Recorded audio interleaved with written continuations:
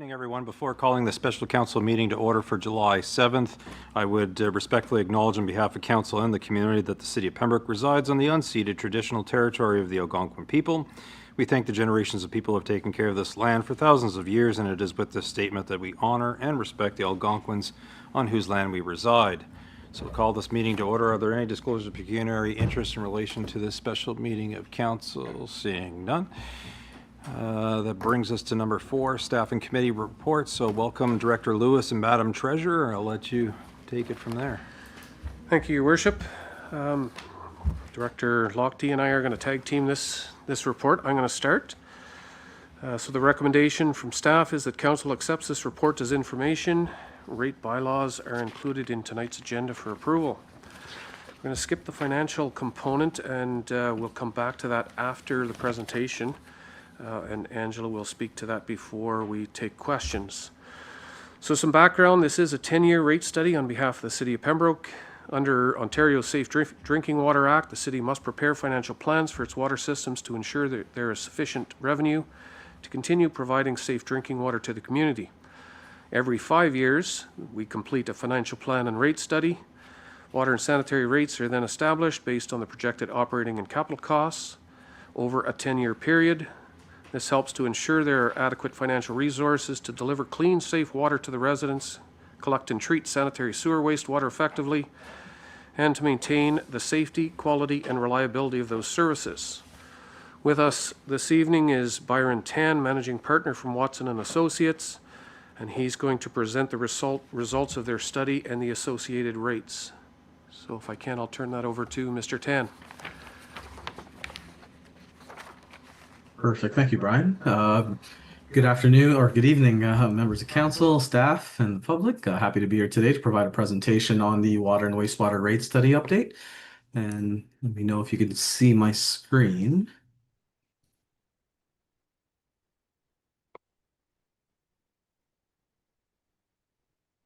Yes, we can see your screen. Perfect.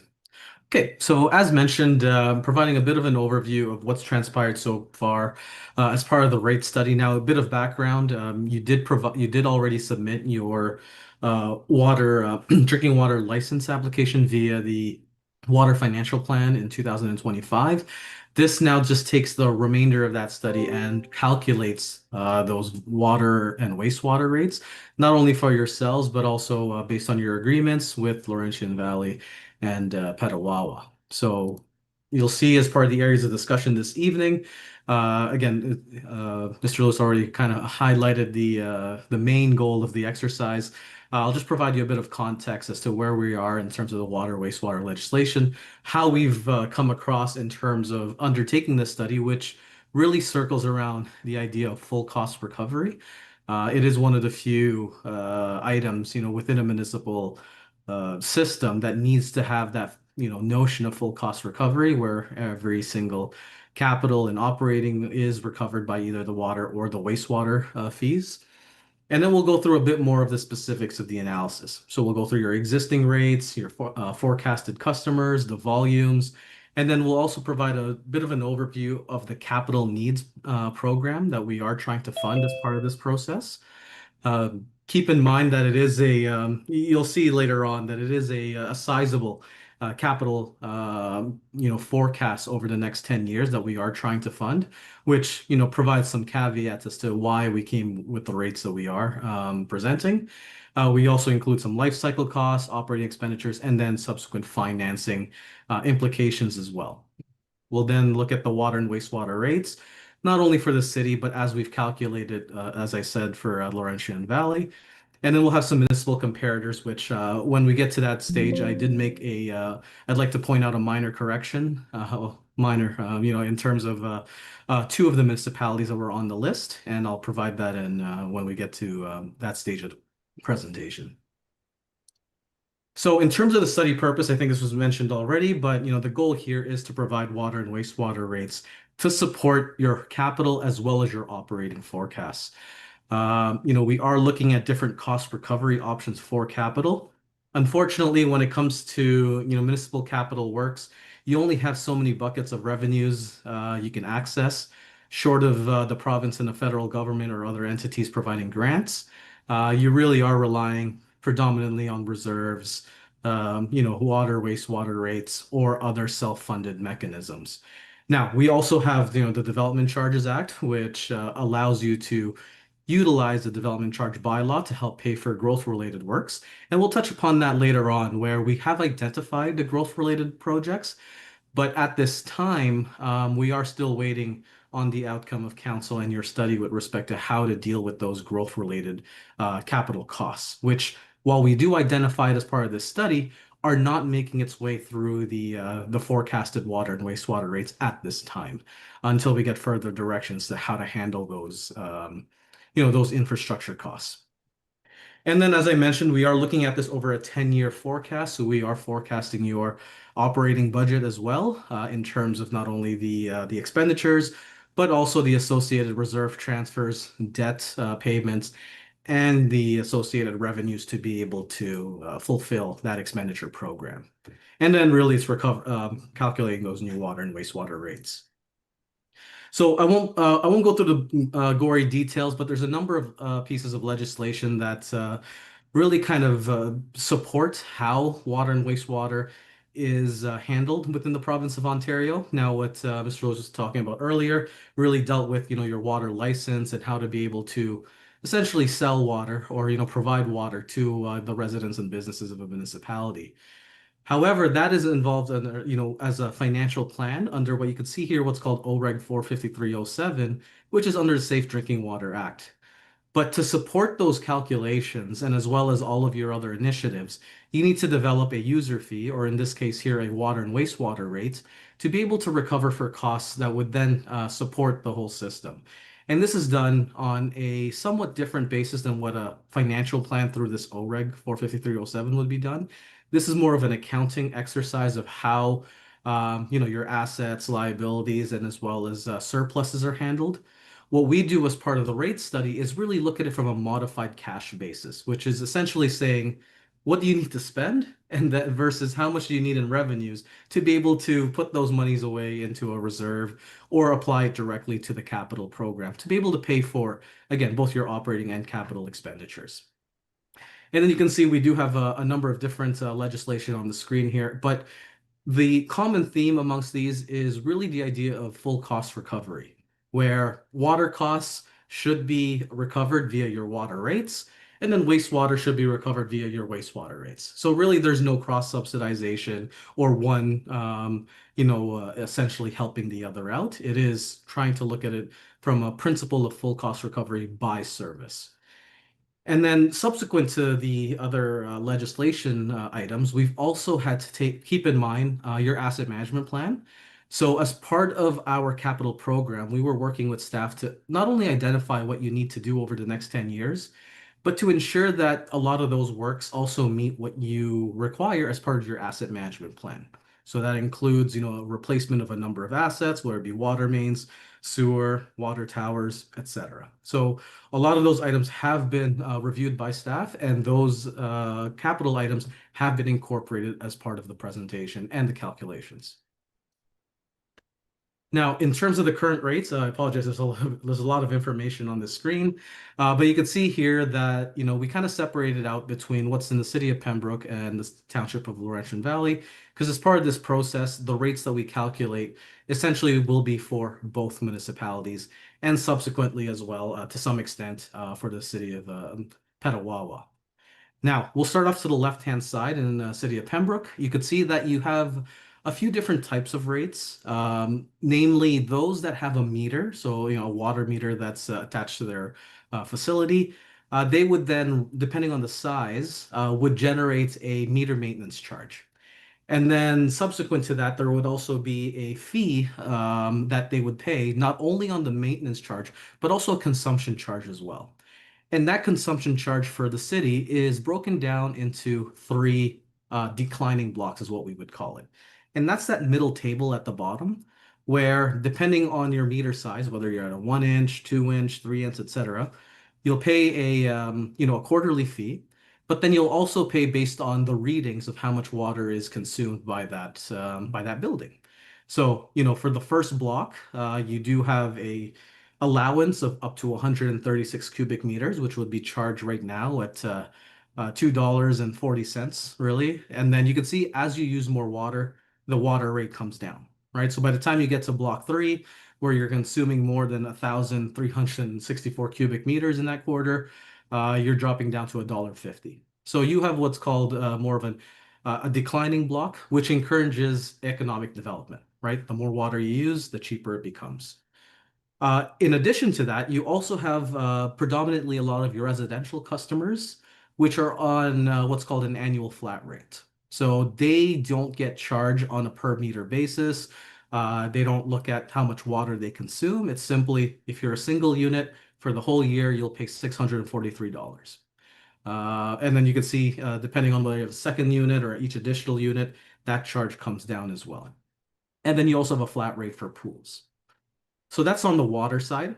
Just to end it off on the wastewater here, you could see for similarly for those metered customers, they don't pay a wastewater maintenance charge. So presumably that's now all embedded as part of the water fees, but they do have the volume rates. So you can see in a similar fashion, they have 3 different blocks. The more you consume, the cheaper it becomes, starting off at $4.41, dropping down to $2.75 per cubic meter. And then with the residential customers predominantly, you can see their annual flat rate for 2026 is estimated to be about $1,024 per year. And then it drops depending on the number of units. Now, in terms of Laurentian Valley, based on the agreements that were part of the 2022 calculations, you could see that they are charged really on a volume rate, so a singular volume rate, a unit, or what we call constant or uniform. And as of right now, from last year, it's about $2.32 per cubic meter for water and $2.39 for wastewater. Now, keep in mind, as part of the agreements and part of this process, we are looking to recalculate these. And you'll see later on the methodology of how it was utilized is based on their proportion of consumption, or at least the volumes, relative to the volumes between Laurentian Valley and the city of Pembroke, right? Because the volumes help dictate the utilization of the assets. And that's one of the ways that we're trying to essentially carve out the rates and how we slice and dice the expenditures. Now, in terms of the customer profile, apologies again, there's a lot of information on the screen here, but just to take it a little bit step by step, in terms of the metered customers, the ones that do have that quarterly meter charge, you have about 212 customers within the city of Pembroke. You can see they vary between the 1 inch and under at around 132 water, 126 for wastewater, and then slightly an uptick on the 3 inches, three customers respectively. And then we've also quantified the customers for the other municipalities. Now you'll see at the bottom in terms of flat rates, which is the larger share of your users. You can see here that we have just about 7,000 customers between the city as well as the township. Now, there are some flat rate customers that are billed using that annual rate from the city of Pembroke. So that's why they're noted here, 55, 11, and 11 respectively. So we've just summed them all together at 7,055 customers. And then with wastewater, there's slightly less. Not all customers have both water and wastewater, or some may have, 2 meters, but only 1 wastewater. So it all depends on the circumstance of the customer. Now, in terms of the volumes, and this is the most important one because this is how we've helped calculate the share of expenditures between the different municipalities, is looking at this, and this doesn't tell the full picture, but at least this is from the metered customers, that for the city of Pembroke, we're at about 386,000 cubic meters of water consumption. Now, this is just those metered customers that again generates a bill based on not only the meter but also on the volume rates. We also have Laurentian Valley, which we are tracking at about 221,000 cubic meters, and then Petawawa at about 82,000 cubic meters. Now, I would like to point out in a subsequent slide, you'll see that the city of Pembroke, while our starting point was 386,000, we had to calculate what would be the estimated volumes of the flat rate customers to figure out what the total volumes is that would be utilized by the city, right? Because this 386,000 cubic meters is only based on, the metered customers. But you have, as I mentioned, about 7,000 flat rate customers. So we needed to convert that, or at least translate that to an estimated volume amount to be able to calculate the proportionate share between the different municipalities. Okay.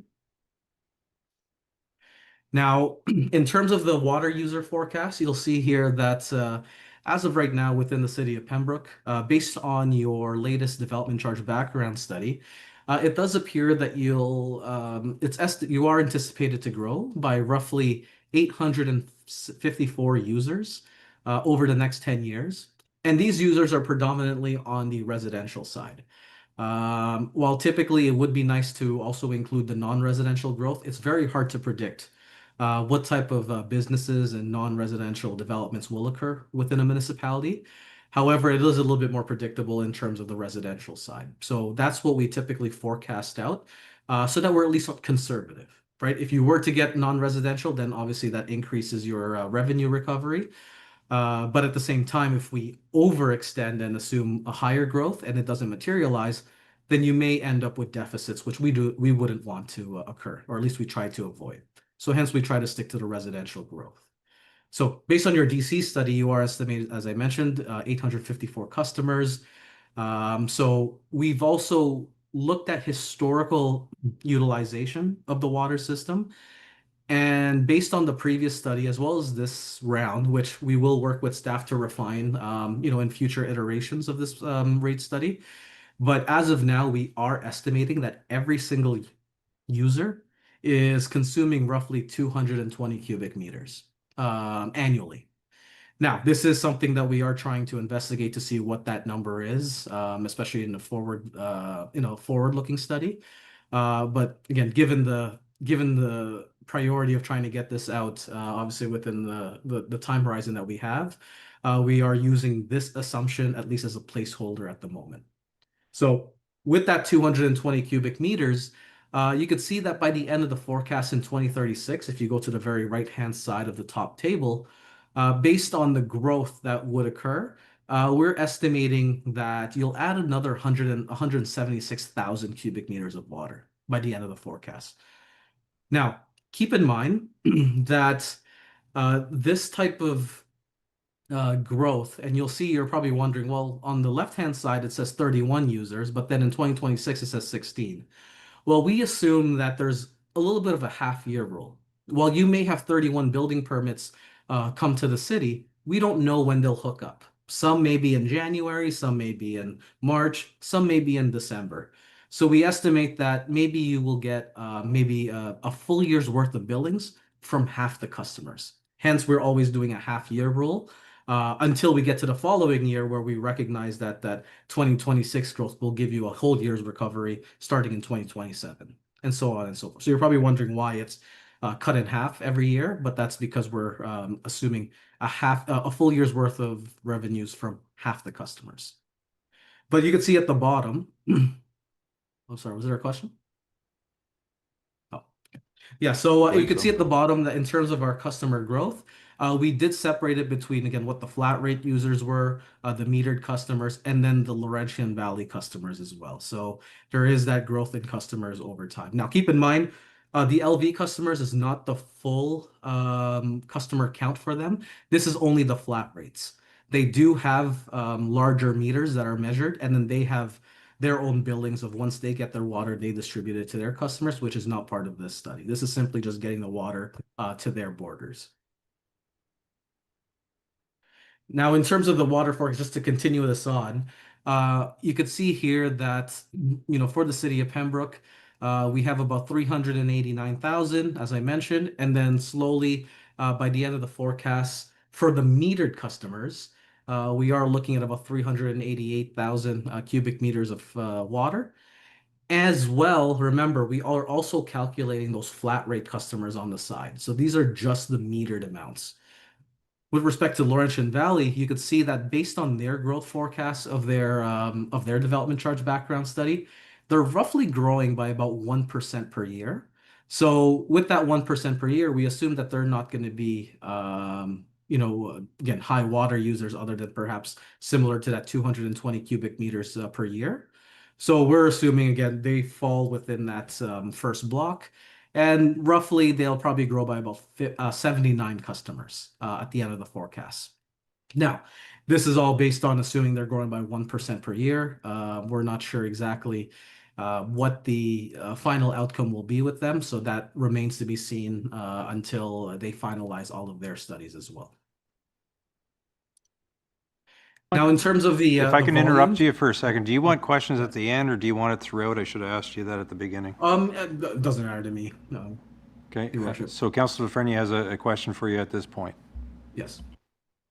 Thank you. On the new residential growth on the charts you're showing, did you get those numbers in consultation with Laurentian Valley for their growth?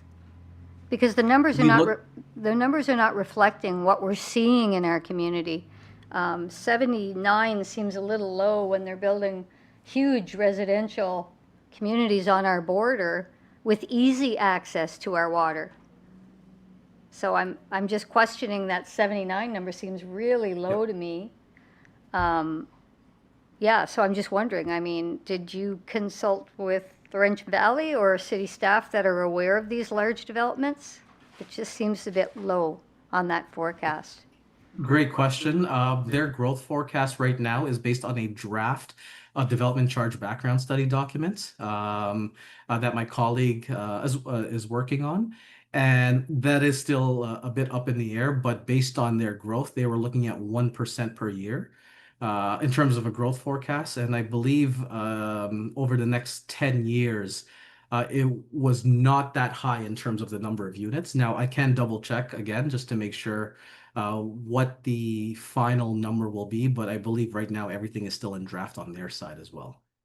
Okay, so through the chair, if I could ask Mr. Lewis to comment, because I think he knows a lot about these developments. Like 79 seems a bit low when we look at those huge developments going in, especially east of Pembroke. Through the chair, we are aware of some significant developments. How much of that development is going to happen next year or the year after is still up in the air, and I think that's what Mr. Tan is trying to refer to is, yes, we know there's significant numbers planned, but is it all going to happen right away? It may not. So city staff did consult with Township of Laurentian Valley. We were dealing with the Director of Operations there, Director of Public Works, I believe, in Township of Laurentian Valley, their planner. We have the information that was used by both municipalities in the Transportation Master Plan that we're using as well as information that we've obtained from them for our infrastructure needs study. So all that information has been put into the mix and discussed with Watson when this study was being done. But as Byron is saying, what we know of right now that is being built may be different than what is projected in 5 years or 10 years. What's the planning horizon and what's actually going to be built may be two different things. So the only reliable information that Watson has right now is that draft study that LV has. Okay, thank you. And I do understand, but by projecting higher numbers, that can get you into cold water, if you want to say, instead of hot water later. But I just want to make sure that we are aware of what types of increases on our demand on our services there is going to be. So, and looking at the rates and things. Sorry, it looks like the treasurer wants to comment too, if I can ask. Yep, so through the chair. So just to, I guess, emphasize that at the end of the day, Laurentian Valley is going to be based on the volume of water they consume. So if they do happen to have a little bit more development up front, they're going to pay through it through the volume that they're using of the system. So if it does become a little higher, they're still paying for it.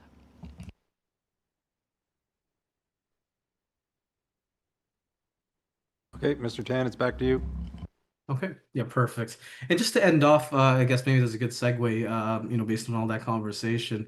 You can see here on this slide, this kind of summarizes now what the potential water demands will be for the water system, again, which services Pembroke, Laurentian Valley, and Petawawa over the next 10 years. And remember how I mentioned that we did try to allocate a volume, that is being treated at the plant and then allocated to the non-metered customers.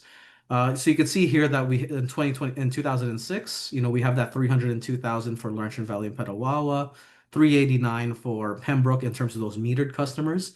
And then we're assuming another almost 1.4, 1.5 million cubic meters of consumption for your non-metered customers, your flat rates, right? So this is your singles, seconds, and your additional units.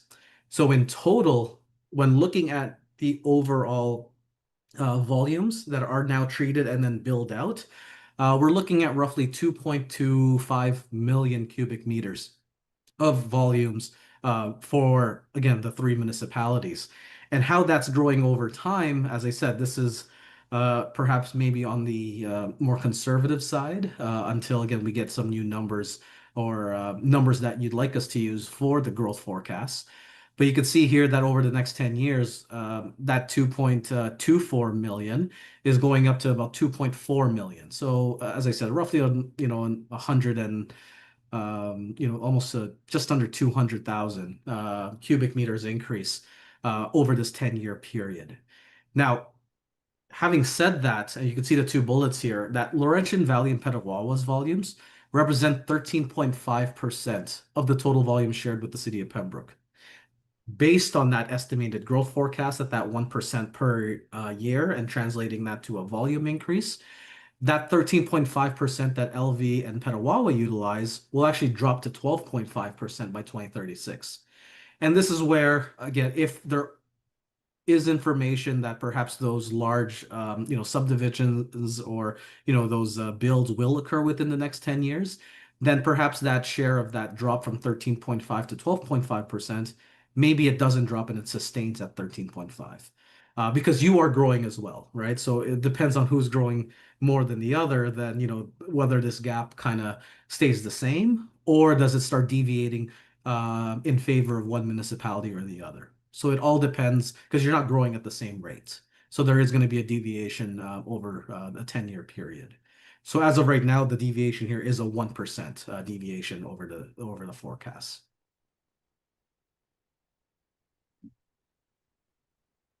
So, and then same conversation with the wastewater. I don't think I'll go through the gory details here, but in a similar concept, those 854 non-residential, the flat rate users, looking at the customer forecasts, and then as well as the volumes between the city of Pembroke and what you're estimating to grow by relative to Laurentian Valley, which, as I mentioned, we're looking at like a 1% growth rate, more so on the on that lower block. We are looking at the increase of the total volumes for wastewater is about just over 2.1 million cubic meters. And then you can see it's about 2.3 million at the end of 2036. Now, keep in mind with this, I know it mentions Laurentian Valley and Petawawa, but Petawawa, as well as a couple of the meters for Laurentian Valley, aren't counted towards wastewater. Hence, you can see their total is only 219,000, whereas in the other slide, their total was 302,000 cubic meters in 2026. So about 80,000 cubic meters has been stripped from the Laurentian Valley and Petawawa calculations because they do not generate a wastewater bill. Now, and in a similar breath here, Laurentian Valley and Petawawa's volumes for wastewater represent 10.3% of the total estimated volumes of that 2.1 million cubic meters. And this one is estimated to drop by about just under a percent, about 0.8. So to go from 10.3 down to 9.5 by the end of 2036. So that's their share of the volumes is coming down, annually. So now in terms of the capital infrastructure, and now we're getting into the crux of the calculations, where we did work with city staff to look at some approved documents to include as part of the calculations. So this included your 10-year capital plan. We looked at your development charge background study, budget documents that, had grant funding associated with them. And then we've worked with staff to identify the capital costs, the needs as to, when and where are they located, particularly with the timing as well. So I apologize. I mean, hopefully you have a copy of the presentation, but what you'll have on the screen here is a summary of all of the capital expenditures that are included as part of the background study, or at least this rate study. And you see we separate it between, what's truly coordinated between, roads, water, and wastewater, along with the total costs over the 10 years and the suggested timing. You'll see we also have water distribution projects. We have a bunch of water purification projects, so more on your facility side, meter replacement programs, fleet replacement, water towers, and then as well the growth-related capital, which is inclusive of a lot of items that are identified within your development charge background study. In total, over the next 10 years, inclusive of 2026, we're looking at an estimated inflated budget of about $81 million. So this is kind of the capital program over the next 10 years. And keep in mind, this is inflated. So what that means is when staff gives us the information, let's assume that this number is probably, 69 or $70 million. Well, what we assume is maybe there's a project in 2029. So maybe that 2029 project at 5.5 million. Well, by the time you get to 2029, it's no longer going to be 5.5 million. We've inflated it by 3% per year. So now it's probably $6.1 million by then. So we are assuming inflation, then that's what, so then it also forms part of the calculations. But in essence, over the next 10 years, we're looking at an $81 million water program. Okay. Similarly with wastewater, again, happy for you to take a look at this if there's any specific questions, but we've separated out between those that are mixed between water, roads, and wastewater, obviously only taking the wastewater portion. We have the sewer projects, the treatment projects, again, particularly with the facilities and infrastructure. And then we also have your fleets. And then you can see at the very bottom a listing of all the DC eligible or growth related capital works. And similar to water, you have another $80 million program. So in total, we're at about 161, almost $162 million of capital over the next 10 years. And this is these are the items that we are facing with in order to try to fund over the next 10 years. And this is what the rates and the debt capacity or the debt financing is trying to balance out. So in terms of the capital financing options, again, working with staff, we looked at looking at using your reserve funds. We have a number of operating budget transfers where we're using, again, the rates and the revenues that are collected. We transfer it into the reserves so that we can put it aside for future years to help mitigate the debt in those future years. We looked at any grants. I believe there's about one or two projects that do have that grant funding associated with it. Development charges, and then debt. And then the Municipal Act, which I don't think is part of this analysis right now. But if you did have any properties with water or wastewater works that are adjacent to, homeowner properties where they would be 100% benefiting from that work, you could do something where it's more of a Part 12 or local improvement where that owner or the owners that are on that street would pay directly for that particular work. But that has not been contemplated as part of this analysis. Everything is really on the top five noted above. Now, in terms of the proposed capital funding sources, you could see here of that, $161 million. A number of it is coming from, the different reserves.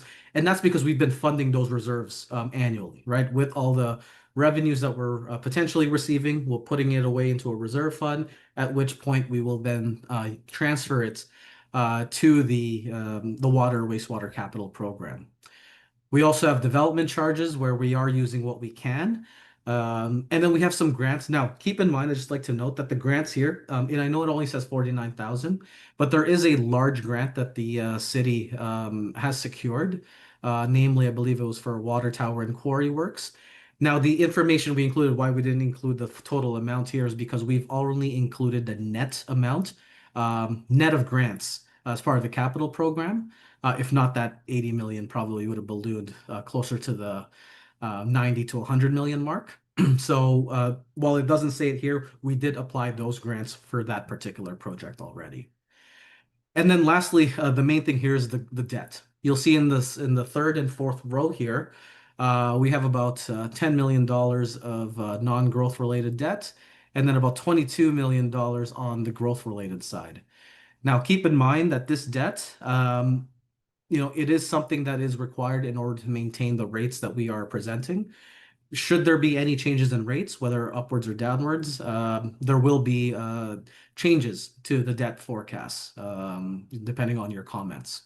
And I did make a note here for council's consideration that the growth-related debentures, again, they're, as I mentioned at the outset of this presentation, they're not impacting the water and wastewater rate forecast because it's anticipated that the DCs will be handled through your DC updates and that the appropriate revenues would then be applied based on, again, what council passes as part of your water and wastewater DC study. So if that wasn't the case and something's changed, then the reality is that these growth-related capital programs, if there is not enough DCs to be able to support them, or there's no conversation with the development community perhaps to build these projects on your behalf, say through a front-ending or a DC credit program, then these projects and the costs would have to be considered as part of the water and wastewater rate study because you don't have any other funding sources. So while it's currently not within this right now, it was something just to note that we've parked it at the moment because you are still undergoing your DC study process. Dan, before you move to the next slide, I have some questions, starting with the Deputy Mayor. Thank you.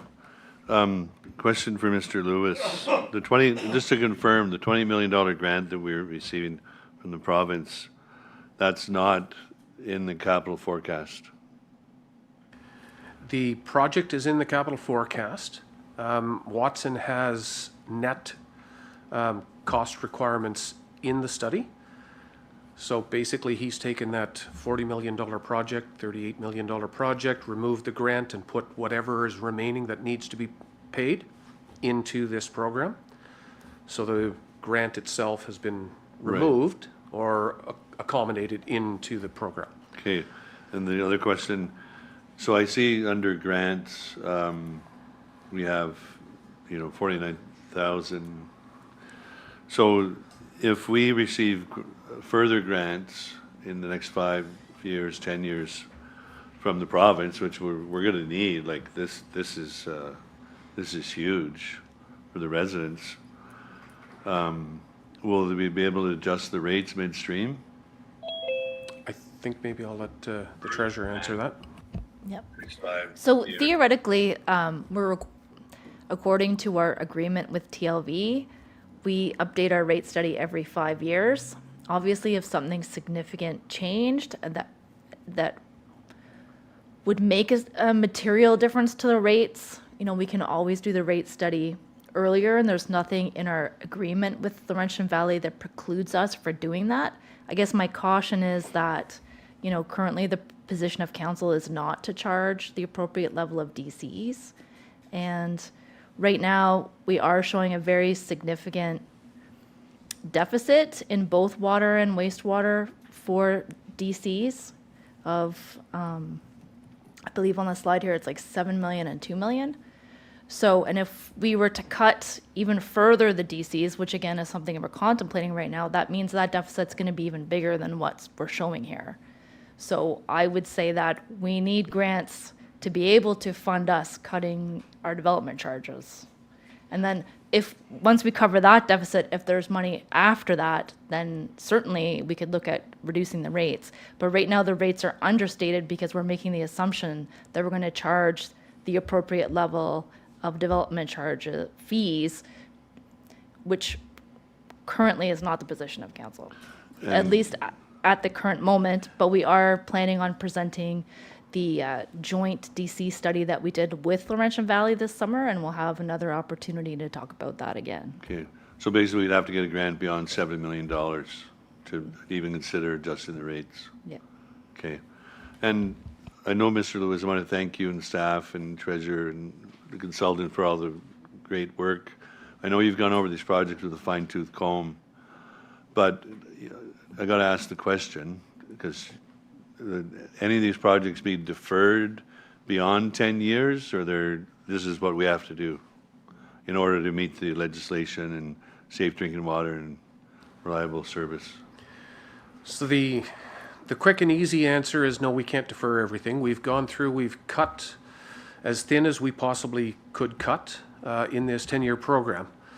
But I'll expand on that a little bit more. If we cut capital program, we reduce our level of service. There's no two ways about it. That is the effect. We will reduce our level of service. We'll risk additional water main breaks. We'll risk additional water loss. We don't want another water main break like we had at Riverside Park. That's a significant risk. We would increase the risk of boil water advisories. Got a little bit of information if I can. The last adverse resulting in a boil water was in 2004. In 2011, 2014, and 2015, we had some precautionary boil water advisories due to maintenance work when we have to reduce pressure in the main to do water main breaks and so forth. We haven't had one since 2015. That's because we continue to work on our capital program for our water systems. If we don't, we increase those risks, we're going to go backwards. If we cut off of our existing capital program, we're going to stack. The next rate study is going to have additional works that were supposed to be part of this rate study. And we'll stack into the future and things will just compound and get worse and worse and worse. Reducing the capital program, and this is big when we talk about DCs, this is big when we talk about growth and economic development and everything else. If we reduce our capital program, we're effectively going to reduce our capacity in our water system. You take an old water main that's supposed to be this big, but over the years is now only flowing water about half, and we don't replace it. You've effectively reduced the capacity of our system, which means we're reducing our availability for growth. And I don't think there's anybody here that wants to talk about reducing our available growth opportunities. We all want to see growth happening. Reducing our capital program is going to effectively reduce our opportunities for growth. Growth is big. On average, right now, we're doing approximately 0.06% of our water main renewal. That's linear renewal. The ministry recommends 2%. We're not anywhere near that. That's not value, because when we take in value, if we want to look at it that way, we've got that large project we did at the water treatment plant, for example. That's not included in this figure because it's not a linear quantifier. But if we take the linear quantifier, we're only renewing 0.06% of our linear infrastructure in our water distribution system. We should be doing 2%. Cutting our capital program even further is going to put us even further behind. And also Madam Treasurer, what was the percentage, the email you sent out this afternoon, the revised one, just confirm the percentage of capital cost increase in recent years since COVID versus residential construction costs? So since the last study period, so the last water and sewer rate study we did was in 2019, the building construction for non-residential buildings inflation index is currently sitting at a 56.4% increase since 2019 to the end of 2025. And that compares to a consumer CPI of 22.7%. So the infrastructure inflation is more than double that of consumer inflation. Okay. Thank you very much. Councillor Frenier? So question, just so I understand this. The growth-related debentures are not impacting this forecast, as was just said. Development in the neighboring community, TLV, when they have a new developer that is also going to tap into our services, do we get any of that development charge? Or do we have a charge that we can recover from Laurentian Valley because they are tapping into one of our services? Like, what is in our agreement now? Or are there plans to put anything in? Because let's face it, that development is having an impact on our community 100%. So do we get anything from those developments? And could it be part of an agreement that we're allowing them to tap into our water service? So through the chair. So currently, the only thing we have is the cost of doing business calculation that we have for larger commercial installations in Laurentian Valley. So it's pretty rare that we collect on that particular charge. So as part of our agreement with Laurentian Valley, we agreed to do a joint development background study for water and sewer to help, again, fund the investment that's needed in the water and wastewater infrastructure related to growth. So that report's going to be coming back to council this summer. But the agreement that we had at the time of negotiation was, we both need to agree to charge the same rate. So again, that is coming back, I think, August, I'm going to say, potentially, yep, for discussion. So that will be an important one to have. Okay, well, through the chair, well, I appreciate that that is being discussed, because that is something that was mentioned here too, is that we should have equitable rates. We're providing the services, so anyway, no, I'm really happy to hear that. So thank you. Councillor Giacono? Thank you, Mr. Chair. The cost of doing business clause, I think, is far outdated. We have to really look at that. I believe when Walmart or some of the large entities opened, the cost of doing business, we supplied them with water, and they gave us the ability to put a sign up on their property saying, make sure you shop in downtown Pembroke. So I think there's some inequity in the exchange value there. And I really believe that, as the treasurer said, we'll take a good, hard look at that in the fall. Thank you. Councillor Purcell? Thanks, Chair. Yeah, not good news for everybody, right? It's a difficult discussion in time that we're looking at, aging infrastructure, especially, such core services as water and wastewater. But again, we just look at the affordability piece, and I think that's my concern. We have a third of the population that are food insecure. Now we're tacking an extra $500 onto a bill that they're going to receive in 2036. Going from $1,500 to $2,000 for a household. A single individual living in one home would be paying $2,000 for water and wastewater. So, that's my concern. My concern also is that, we need to advocate a little bit more for the provincial government in dollars, because, 14,000 people, and knowing conditions of our recreation, for example, some of our facilities. I think we should also start looking at, the consultant reports and combining some of the requests for funding in terms of supporting some of the infrastructure upgrades as well. The master transportation plan, I think it was, how many dollars was it supposed to get us up to par? I forget, but it was a ridiculous amount of dollars in terms of what the future expansion would be just to expand our roads and transportation routes. So I understand that this is an important asset, and I kind of had the same question as our deputy mayor in regards to, is there any of the activities that we could defer, or 220 cubic meters for each household as well. Is there not?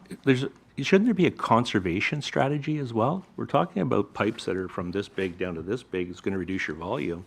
But maybe we, if we could reduce that volume from 220 cubic meters used for a household through the installation of meters on homes so that you pay by usage, it would also reduce the cost and capital and operation costs in terms of our water treatment plant and our sewage plant.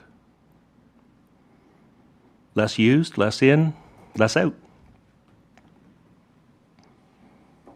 So, We're, Madam Treasurer, we're incentivizing utilization with those rates. Treasurer, and then I think Mr. Lewis probably has a comment in respect to meters, because I know we've had discussions over the years about it. So I think the concern is that we would need to upgrade a significant amount of meters in the city for residential. And the other thing to consider is that there's a certain significant portion of that rate that's flat and that's fixed in what the consumer pays. So only a small portion is related to the actual quantity consumed. But I do agree that certainly billing by meter does have that kind of incentive to at least be better aware of how much water you are consuming. Certainly in discussions with the operations team, we're at a point where we have to renew all of the commercial industrial, a good proportion of those meters in the next couple of years. So I believe after that, we're going to be looking at meters for residential once again and taking that into consideration. But that would take several years, I think, to come to fruition after that, just because we'd need to make sure that what we're basing the readings on is valid and that the older meters are up to date. And did you want to? Through the chair. So using a metering program and billing on the meter definitely does promote reduction of water usage. Great idea. We love reduction of water. We promote it on a regular basis. We have our watering bylaw to help reduce water. All of that kind of stuff comes into play. We promote the use of low-flow toilets and so forth. But the cost differential in a metered system and an unmetered system isn't as obvious as you would think. If you reduce the amount of water used by a third, just pulling a number out of the air, it doesn't reduce your cost by a third. It helps with the chemicals that are being used in the system. It helps with some testing costing. It may help with some of that, but we have an older system. We still have a plant to operate. There's still utilities on those at the plant. There's still all of those fixed costs that have to be paid for.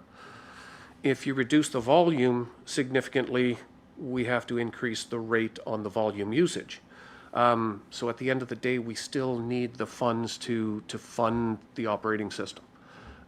So totally agree that, reducing the usage is beneficial, but it's not that, that great, wonderful thing. There are some differentials that have to be looked at as well. Councillor Giacono, last question or comment, then we're going to go back to Mr. Tan. And Thank move you. it forward. To Mr. Tan, I'm having a bit of a difficult time wrapping my head around some of the figures that you've quoted now. I think what we're faced with, Mr. Tan, is a usage versus conservation enigma.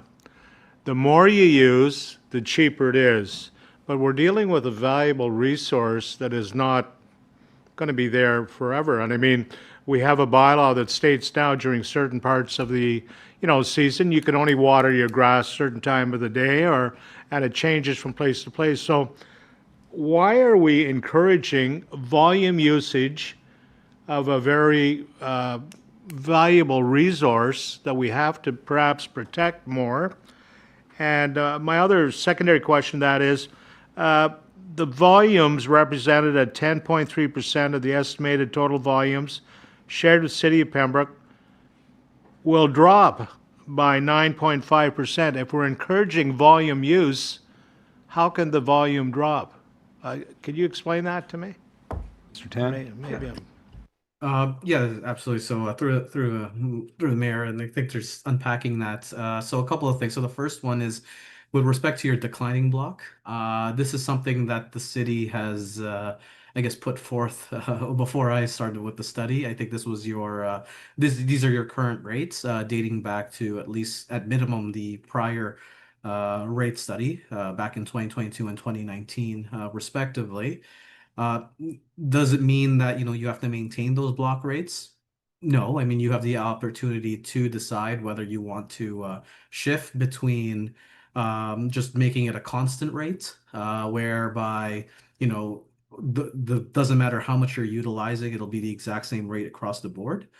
And I think if you were to do that, I think the differential between just doing some rough math based on, your $2.40 relative to the $1.50 for 2026, that would increase revenues by roughly around just under $300,000, right? If everyone was just consuming at the same volume rates without that declining block. It is an option that municipalities and yourselves as council have the ability to select. There's just a different set of calculations that go with that.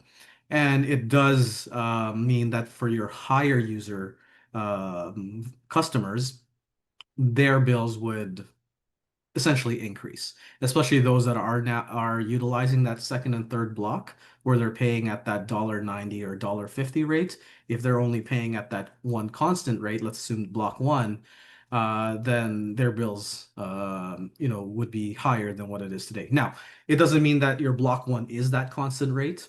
There could be an analysis that's done where maybe we find a constant rate that's in between the block one to block three. But keep in mind that, in doing so, there's a number of assumptions that would need to be made, and we'd have to run those analysis with staff and then get your approval. And then, sorry, for the second question, I believe it was with respect to the decrease in the proportionate share of the volumes. Was that right? Yeah, so that one was just simply based on the growth forecast. So as I said, your growth forecast is increasing at a slightly higher rate than the Township of Laurentian Valleys. I'll have to take a look at the exact numbers, but I believe you're increasing at about 1.3% per year. Laurentian Valley was at 1 or 1.1 or maybe even less. So because of the current growth trajectory, you were growing at a slightly faster pace than them, that over a 10-year period, there was that 1% differential. But as I mentioned, that was based on the draft growth forecast and findings we received for use of this study. I believe the growth forecast information came from both the development charge background studies between the two municipalities, the DCs from your current process, and then the draft DCs that are coming from Laurentian Valley. So each one has its own growth forecast. We simply took the growth percentage and applied it to the volumes. As I said, if there's any changes in assumptions, we'd be happy to revisit it, but it was just based on the numbers that we observed through those two draft documents. To follow up that question and that comment, Mr. Tan, obviously Laurentian Valley does not have the means to treat water nor to treat septage. Petawawa does, in terms of it has its own water plant. So when you're doing all these calculations and so forth, is there a communication with staff and so forth to figure out or try to estimate what, not just growth in terms of Petawawa, but because they seem to consume water at different times for various reasons. So is that factored into those numbers? Great question. Through our work with staff, the assumption was, and correct me if I'm wrong, Brian, is there was no growth assumptions for Petawawa, so their volumes would remain constant throughout the forecast period. The only two municipalities that had any growth implications were yourselves, City of Pembroke, as well as Laurentian Valley.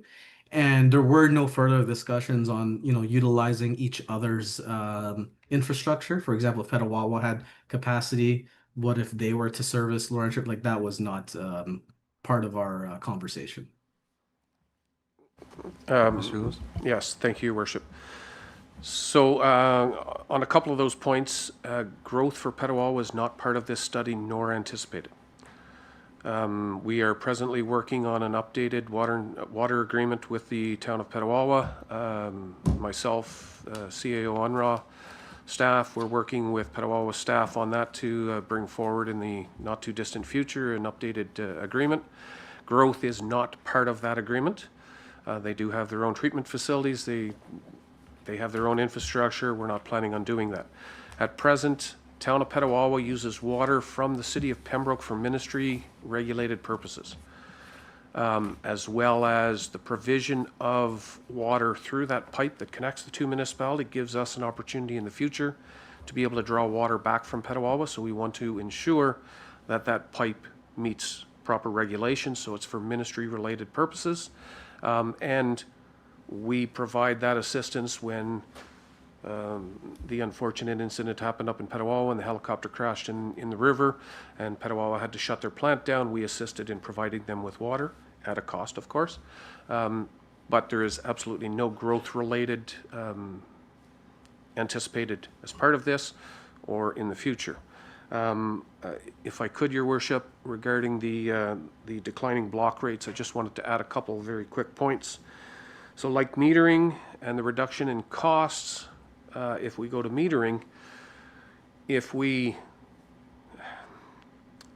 may look like we're promoting additional usage, but that additional usage when we get into those larger blocks is not at the same cost as that first block. So the first block contains the flat costs and so forth. As we go further, it doesn't increase the same way. And generally, the metered customers that enter into those larger blocks are our businesses. They don't utilize water the same way. And we could look at an apartment building, for example. An apartment building may be in a larger block as far as usage is concerned, but they're not watering grass near as much as a residential property would be. They're not washing cars the same way a residential property, a single detached or semi-detached home would be.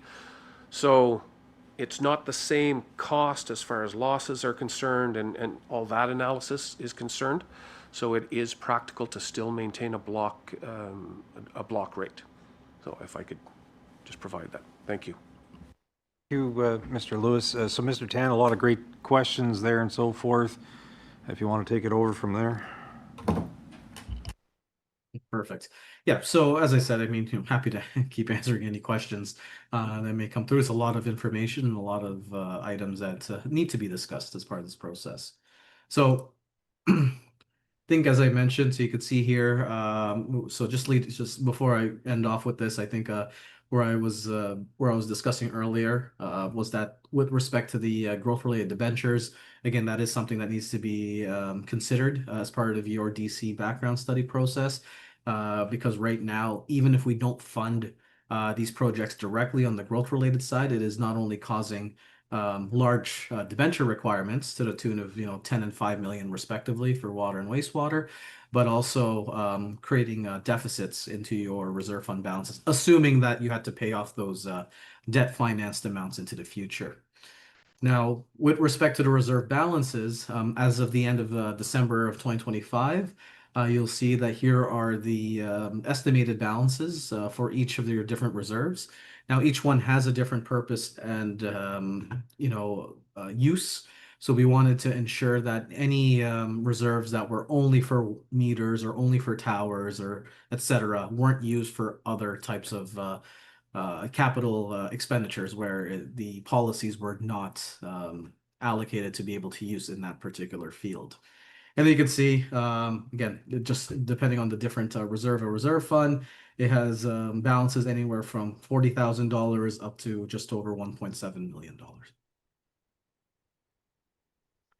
Now, in terms of the, excuse me, of the operating budget, you'll see here that we did include operating inflation for your operating expenditures, where looking at the historical trends, again, notwithstanding COVID, because those interest rates were approaching double digits at one point. As we go through the 10-year forecast, we are assuming annual increases in inflation of about 3% per year. So trying to maintain at least a nominal outlook to that. Now, keep in mind that these increases to your, to the expenditures as well as the transfers to reserves and funding those reserve balances are so that we could put enough money away to be able to not only maintain positive balances within your reserve funds, but to mitigate the amount of debt that would be required in subsequent years. Now, having said that, it is still a fairly large capital program, so staff, over the course of time, will continue to monitor any potential grant opportunities that may arise to help offset some of these costs. But in the meantime, in the absence of any grants, these are the required figures that need to be that need to be included for the rate calculations. And then at the end of the process, even with these increases, which I'll show you in a moment, you'll see that the assumed non-growth related debt, so not the DC related, just everything else that would be, again, funded via the water rates, wastewater rates, etc., assumes a total of roughly $22 million for water. No additional wastewater related debt, other than I believe it was a minor amount. I think it was like $10,000 or something like that. But essentially aligns with the 10-year capital budget, because this is what we need in order to fund the program at the rates that we're presenting that don't impede the double-digit increases. So with that being said, this is the water operating budget as of now. You can see here that with respect to excuse me, the operating versus the capital related. I'll just kind of explain this in a second.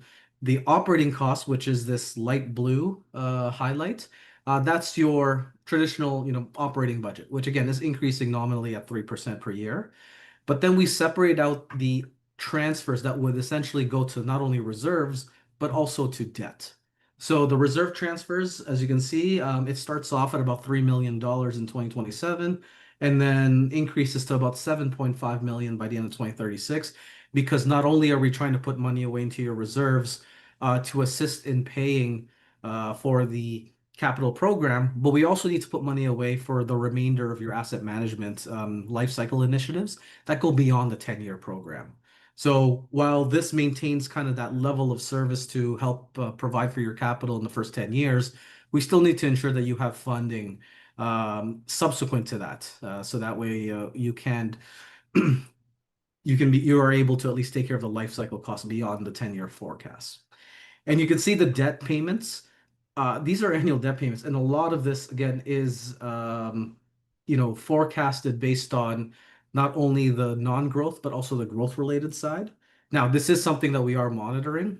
So a good chunk of this is being funded via the development charge background study, but again, that's based on the conversations through the DC process of whether you implement the full recommended rates for the recovery of those growth-related capital projects.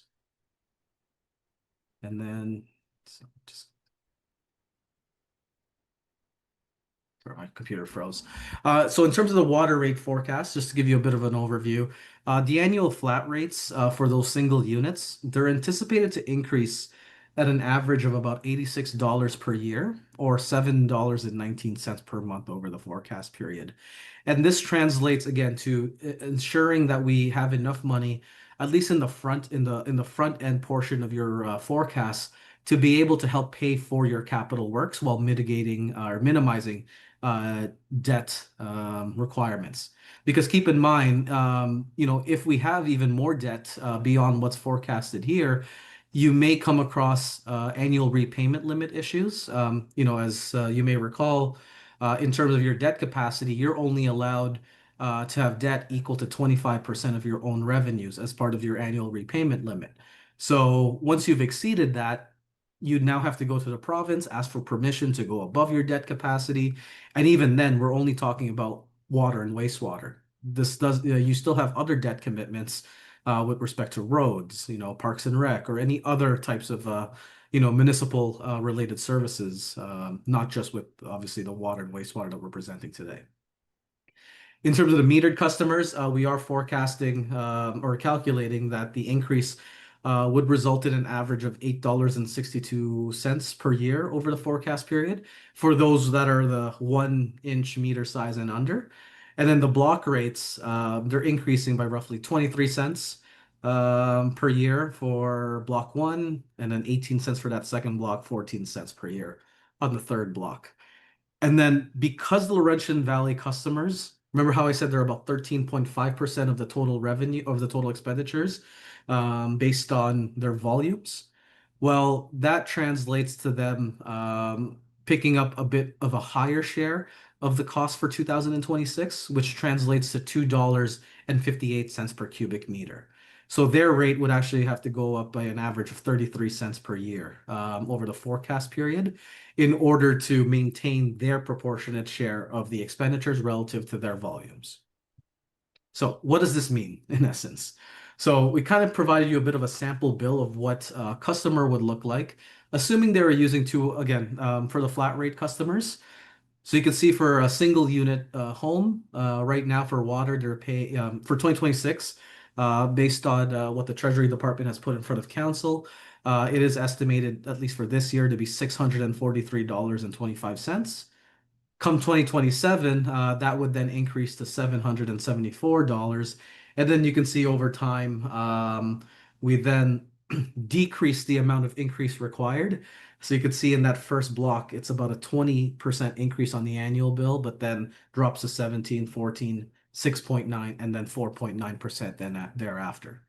And a function of this is because a lot of the projects are occurring within the first 5 years, which again is causing the need to transfer more money into your reserves to help mitigate the debt payments. But even with this scenario, we still are incurring, about $20+ million worth of non-growth related debt. And then with respect to the metered customers, again, assuming, and we're just basing it on a 220 cubic meter usage, just to get a baseline. Now, your customers obviously utilize way more than this, at least on the metered side. But just to give a context of what that would look like from the metered customers, 220 cubic meters times the quarterly base rates would translate to an average bill of about $961 for 2027. In 2026, it's about $890. But you can see across the first 5 years, it's about a 7.9% increase for them, and then a 5.9% thereafter. Now, in terms of the Laurentian Valley and Petawawa rates, again, so as I mentioned, because their share is about 13.5% of the volumes, based on the revenues required to fund the expenditures in the earlier years, their rates would go up again at a similar pace, but it would drop down over time. So we are increasing by about to $2.58 for 2026, up to $3.04. So really about a 46-cent increase, in 1 year. And then from there it goes to 351, so on and so forth, until we get to 2036, which kind of stabilizes at that 5.2% increase per year. And you can see theirs is based on the volumes that they utilize through their major meters. So as Angela had pointed out earlier this evening, if they were to use more in terms of volumes, then they're paying the uniform rate times the actual volumes that would be utilized for that year. And then lastly, with respect to the wastewater rate forecasts, again, with the annual flat rates, they're anticipated to increase at an average of $79 per year or $658 per month. The metered customers, again, you can see here anywhere from 42 cents to 26 cents increase for the block 1 to block 3 rates per year. And then the LV, and again, sorry, I should scratch out the Petawawa because they don't pay the wastewater rates. But you can see here their estimated wastewater consumption fee for 2026 is estimated to be $3.88, and then an average increase of 25 cents per year. Again, so this is kind of the operating budget for wastewater. Again, very similar. You can see with wastewater, there's minimal debt, at least on the non-growth side. You do have a higher wastewater starting rate already to begin with. And by having that higher plateau, we were able to fund a lot of the capital infrastructure while minimizing the debt requirements. So the debt that you're seeing on that second row, this is predominantly with the growth-related debt for the DCs, which theoretically would be funded by development charges. And then lastly, with their wastewater bill, so you can see, for City of Pembroke, again, single units, about 1,024 right now currently. And then you can see the first 5 years, again, just to be able to pay off that front-loaded capital program is about 7.9% increases per year. Or as I mentioned, it was like $6.80 per month increase, and then drops down to 3.9% in the latter half of the forecast. So again, more so on the front end, less so on the back end. And then in terms of the metered customers, again, in a similar fashion, again, 8.9%, 1% higher on the first 5 years, and then dropping down to 4.9% in the last 5. Laurentian Valley, again, starting off at $3.88. Their annual volumes for 2026 of roughly 219,000 cubic meters should translate to a revenue that would flow back to the municipality of about $853,000. And you can see how at the end of the forecast by 2036, based on their growth as well as the cost of the uniform rate, their share of your revenues is about $1.4 million by 2036. Again, this will change once the rates are updated or if there's any changes to the growth forecast. So in terms of the survey, I do want to make a correction. So in terms of this screen, you'll see the rest of the municipalities are correct. There was an error that we found in the first two with respect to Clarence, Rockland, and Whitewater. Their meter rates were being calculated, whereas they were actually flat rates. So we just made a correction here where Whitewater is still the most expensive in the region. However, they're not at, what is this here? $5,000. They're actually at about $3,300 with respect to water and wastewater, respectively. Again, a function of their flat rates being higher than everyone else in the county. Then you have what I said, Clarence Rockland. While they were near the top, they're actually just under Arnprior right now based on the rates. Again, I apologize. There was a calculation error, so we want to correct that. But you can see right now your current rates, you're just in between Castleman and North Grenville. If someone was consuming roughly that 220 cubic meter per home. And then based on your 2026 rates, which again are, for your review, that kind of brings you in just in between Deep River and, Haggerty and Richards. And then for 2027, so for next year, while it assumes that you'll be higher than the town of Renfrew, keep in mind that's for 2027. So presumably all the other rates would go up coincidentally as well. But we just wanted to show where the 2027 rate will land relative to the 2026 is which we're talking about today. And that concludes my presentation. So I know we've been getting a lot of questions and feedback, but happy to take any more if there's anything available. Okay, thank you, Mr. Tan. Councillor Lafreniere? So thank you for the presentation. Thank you for staff. I know this is a lot of work. I know anybody watching this meeting is probably thinking, wow, that's a lot of information to take in. But I think the number one thought, and I'm assuming a lot of the residents in the city of Pembroke still want to know, are we paying the same amount for water and sewer as Laurentian Valley? And that is the question I get, because I know years ago there was the, I don't know if it was a myth or if it was actual, but people were comparing with Laurentian Valley and saying, well, Pembroke's paying more for our water than Laurentian Valley. And I know it's not that easy to say that, because I know they have a different method of charging their water to their residents. It's different. But I guess there has to be a way where we can sort of analyze the numbers and come up with an estimate to give them that answer. Now, I think the rates are consistent to everybody when it comes to the meter rate. There is no surcharge anymore for non-residents, I don't believe, under this agreement, because we are including all those expenses in the future in the rate. I think staff's agreeing that I'm correct on that fact. But I guess my only concern is that we have scheduled updates during this agreement for those new developments. Are there scheduled updates? I know we had a meeting a couple of weeks ago about something else saying, how often are we going to update this? It was transit. I think it was transit. And it was like, okay, we are going to update it every now and then and look, okay, how many more are there? So is it just going to stay with these numbers till the end of this agreement?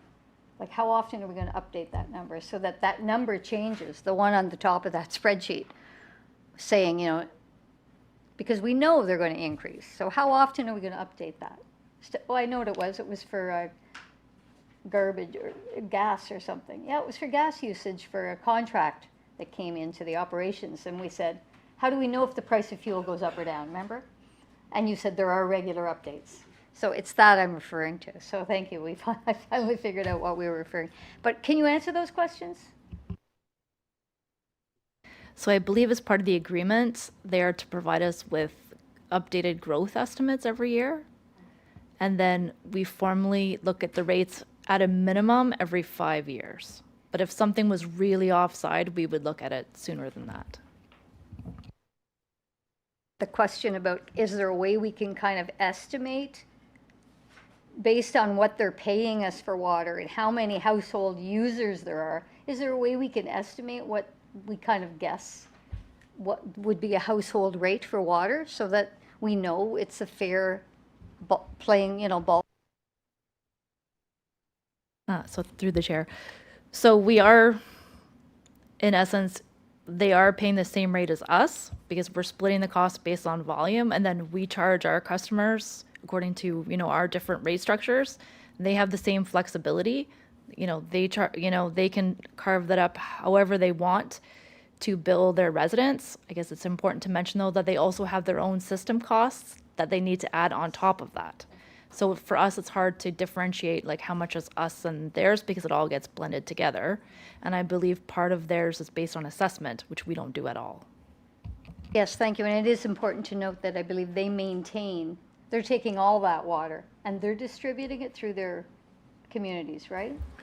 That's correct. So, through the chair, we provide them water to the meter. When they take it after the meter, they bring it into their distribution system. They have expenses related to their distribution system, meeting regulatory requirements, testing, and all that kind of stuff. The other thing to mention is west of the city of Pembroke, Township of Laurentian Valley uses water. They do not send sewer to us. They have no sewer servicing in the west end. So when you notice in the presentation by Mr. Tan, there was a volume difference when it came to sewer. That's because that portion of Township of Laurentian Valley doesn't have sewer services. So all of that is included in the study and included in calculation of the rates. Simply to supplement what's being said is and Mr. Lewis knows that because he was there, when negotiating the new water sewer agreement, it was made abundantly clear to Township of Laurentian Valley recognized that, yes, they're going to pay the city of Pembroke, but as was said, they have their own system that they're going to maintain. I'm not trying to defend Laurentian Valley or anything like that, but just to simply point out, they abundantly understood that they were purchasing something, but at the same time, they also had their own system. They were very clear about that. The negotiating team from Laurentian Valley clearly understood that. I hear what you're saying, Councillor Frenia, and I don't know what could be said to try and address someone's concern that I'm paying X for water and sewer, and I've looked at one of their bills and I don't think it's the same. Other than the agreement is based upon full cost recovery, and I have faith that that they do this analysis to figure out what it is, but I don't know that there is any way that I can look at one bill and look at the other bill and be able to tell what's taking place, because I think it was very clear during the negotiations that Laurentian Valley said, you leave how we're going to pay you to us. That's our municipality, and we govern how we're going to do it. So I have no earthly idea. Staff are commenting, and kudos to them for commenting on how it is that they then roll out their costs to their ratepayers. I don't know if it's equitable or not. I don't know if I'm not on water and sewer, whether or not I'm paying a portion of the water and sewer, so I'm on a well and at the same time I'm also paying for something. I don't know. I don't know any of those things. All I've ever said to ratepayers who ask me questions about are they paying their fair share? And I reply that it's full cost recovery, and that's my answer because that's what the agreement is, unlike previous agreements. But if someone wants to pull out, and try to compare, almost like someone coming to me saying, well, you have a such and such a vehicle, I have this vehicle, and they're trying to compare, I don't think it's that easy, clearly, from spending an hour and a half at going through all of this. I don't think it's that easy, but any other questions or comments? Because this is the time to raise those questions and comments. Deputy Mayor. Question for Mr. Lewis that I need to ask. The forecast for the water is the increase is front-end loaded with 20%. I don't know, gotta find any 20%, then 14 or whatever in 2027, 28. That can't be smoothed out, right? Because you need the money now. Is that the idea? I'll let the treasurer comment further, but we've got some very, very significant expenses coming up in the next few years. We're all well aware of those significant expenses, hence why we need to draw those finances in now, but I'll let the treasurer comment further. So any deferral now means more debt that we're going to have to take on to fund the significant amount of infrastructure that we need to spend the next few years. So we did originally look at trying to do a 1 year, and it was just like the increase was just way too much. So we've tried to smooth it out as best we can. And then once we've set it up over the next couple of years with the increase, we can kind of level it off according to what's needed after that. But if we're trying to manage how much debt we incur, which I know, again, we're very careful with, and that's important, then these are the increases that we need to approve. Okay, and then just one last question. Mr. Tan commented on the 25% ceiling for Borway, and then you have to go to the province. Is that just for water and wastewater, or does that 25% limit include our future debt for Kinsman Pool and PACC improvement, or is that separate? So through the chair, so that's all in, that's the entire municipality. Really? So that's roads, water, sewer, recreation, administration, So we can all only of it. borrow 25% of our revenue. Okay, thank you.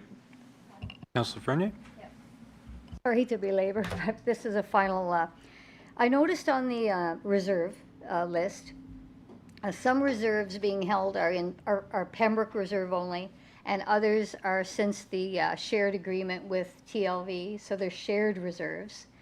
The amount that's being held as just Pembroke reserves were obviously contributed by Pembroke residents prior to this agreement. Can those reserves, and this is just a thought out there, it was significant, and I don't see the number in front of me right now. Can those reserves be used to offset or to reduce the impact of the first couple of years of these increases? Because that's Pembroke ratepayer dollars that were put in reserve before the new fair agreement. Can we tap into those? Because those are huge increases. And if even we could just sort of butter across the top and take a little increase using those reserves, I think that would be welcomed by the ratepayers, especially right now with the affordability crisis. So we have already looked at that, and they are being used under the plan. So once they go to zero, they're gone because they're legacy reserves, and from now moving forward, any surpluses we have, any contributions Go in that are in shared. each budget go in the shared. Yeah.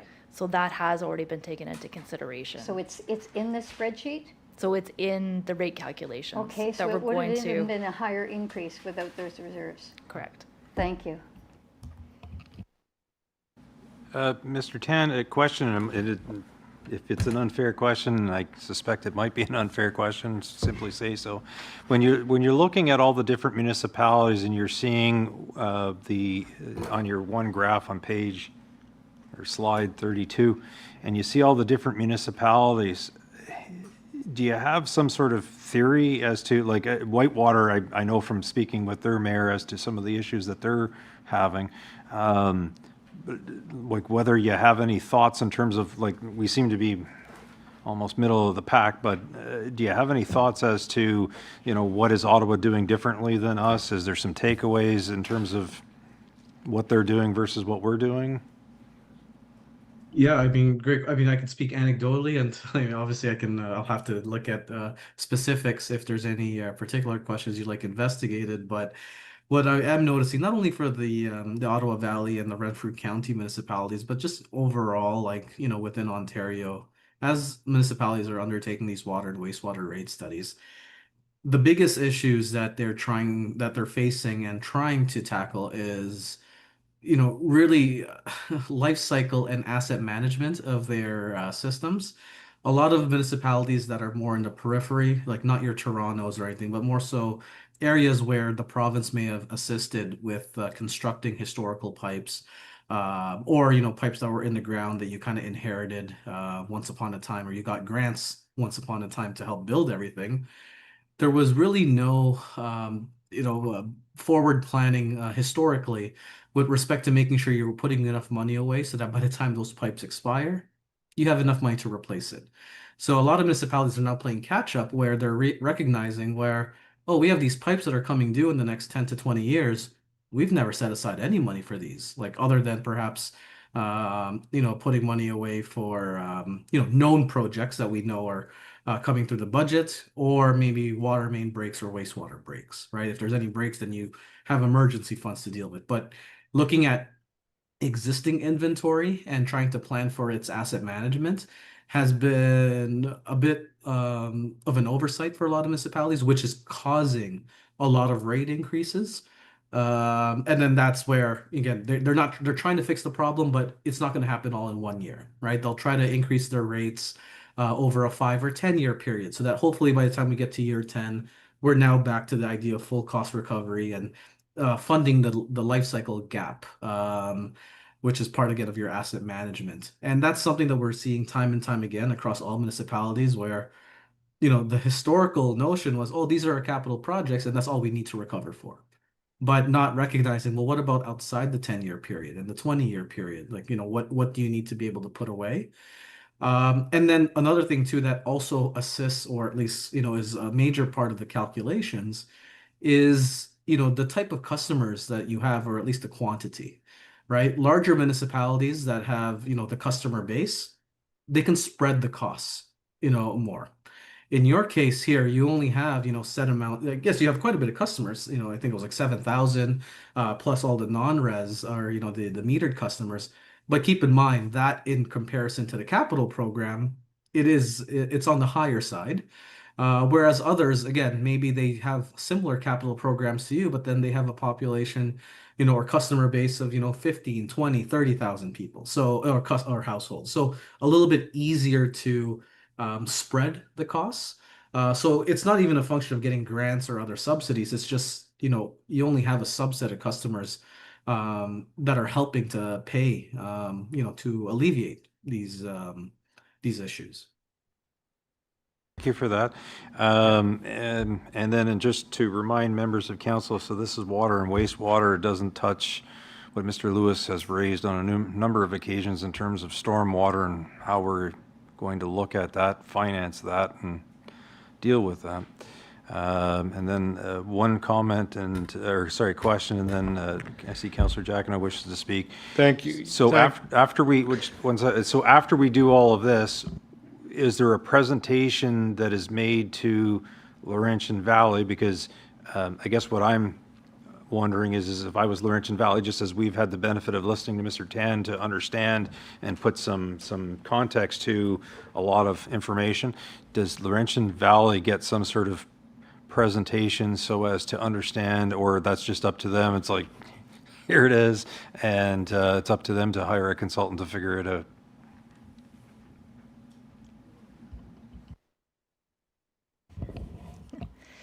So the agreement does say that their payment to us is based on a rate study, prepared by an external consultant. But we have reached out to Laurentian Valley to see what support they would like, and to have a meeting with at least staff to have a discussion about it and then take it from there. Thank you. I wouldn't want to drop it on Laurentian Valley, and they are our neighboring municipality, and I know the CEO and I meet and so forth with them, and I just wouldn't want to drop it on them. Councillor Giacono, you had a question or a comment? Thank you, Your Worship. Just the comparator on page 32 of the survey of water and wastewater bills. Clarence Rockland is one that stands out. I know the mayor. I know the previous mayor of Clarence Rockland very well. He's a friend of mine. He's retired, and I was there just recently at a function, and I could not believe the growth in Clarence Rockland in the last 15 years. And I mean, it has become basically a bedroom suburb of the city of Ottawa. It was basically a rural farm area, and that has changed completely. But I was shocked to look at the rates that they're paying for their water and wastewater as compared to us. So I think we're not doing so bad. Just a comment. Thank you. Thank Just to comment on that, I believe through my presentation, I did mention that I did add a correction to both Township of Whitewater Region and Clarence Rockland. Where, as I said, in your original reports, you would have had them on the left-hand side, but with our correction, again, because it was double counting the metered rates as well as the flat rates, Whitewater is still on the far left-hand side, but Clarence Rockland drops just underneath Arn Prior in terms of their water and wastewater bill. Okay, thank you. Mr. Lewis? Thank you, Your Worship. Just to comment a little further on comparators. I was away at an appointment today, but I had staff do a very, very quick review on what they could find on the internet with some comparators, and we found, I'll just mention a few of them. Brockville, 7% increase in water and 6.7% in wastewater in the 2026 budget. Deep River at 7.3% increases from 25 to 26. Perth at 6%, so those are just a few. Arnprior, we believe, is in and around 7%, but we're not 100% sure of that information. But that's just a few comparators out there as far as increases is concerned. I know Mr. Tan was looking at total cost, annual cost, but those are some increases that have happened recently on some comparators. Thank you. Thank you. And so at this point, are we going back to financial comment with the treasurer to go back to where we're going from here? Is that what we're planning on?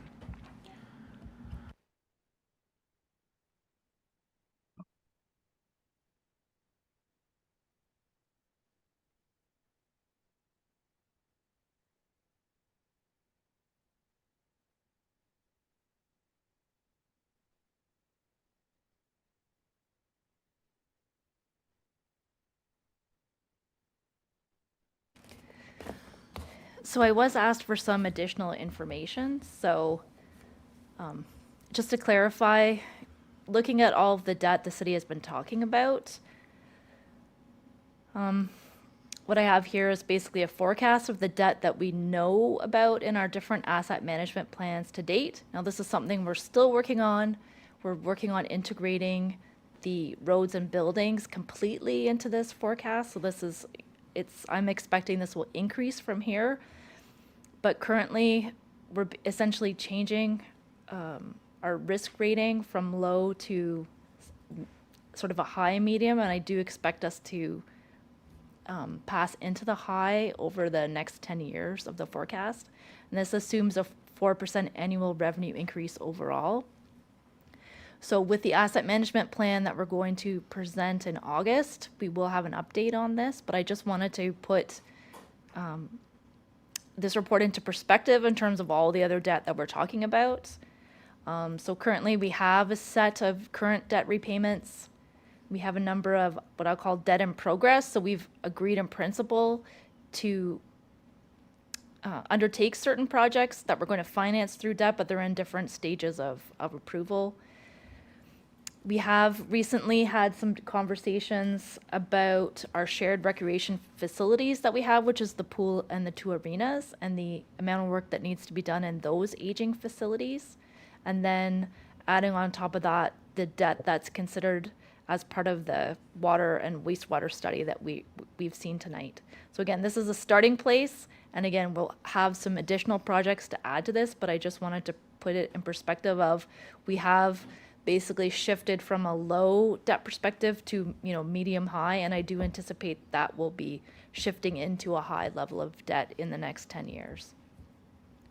If you are interested in more information about what debt we have on the books right now, I do have a listing here of what's been approved that we've been paying back for a while. We do have a number of projects that we're looking to finance through debt. The Town Line Force Main should be completed this year.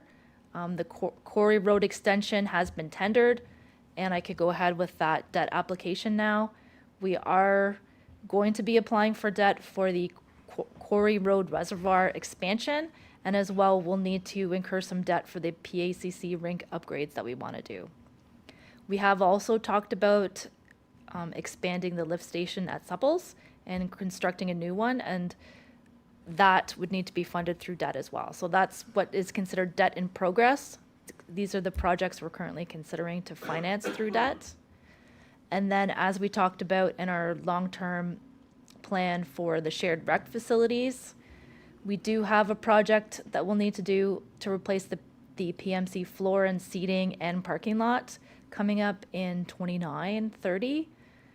If we're going to maintain the two other facilities that we have, we should be doing an addition to the PACC and improving the parking lot there, and as well looking at an addition to our current pool for more appropriate change room facilities and a splash pad. So that's where the shared rec facility debt comes into play. We have talked about the infrastructure inflation already. So inflation has been significantly higher for infrastructure related projects compared to CPI, unfortunately. And there has been quite a disruption to commercial supply chains that have really pushed pricing. Supply chains are still struggling even now that COVID's long over. And, we certainly it's been a significant difference between the two that we're seeing in the costs of our projects that we have to undertake at the city.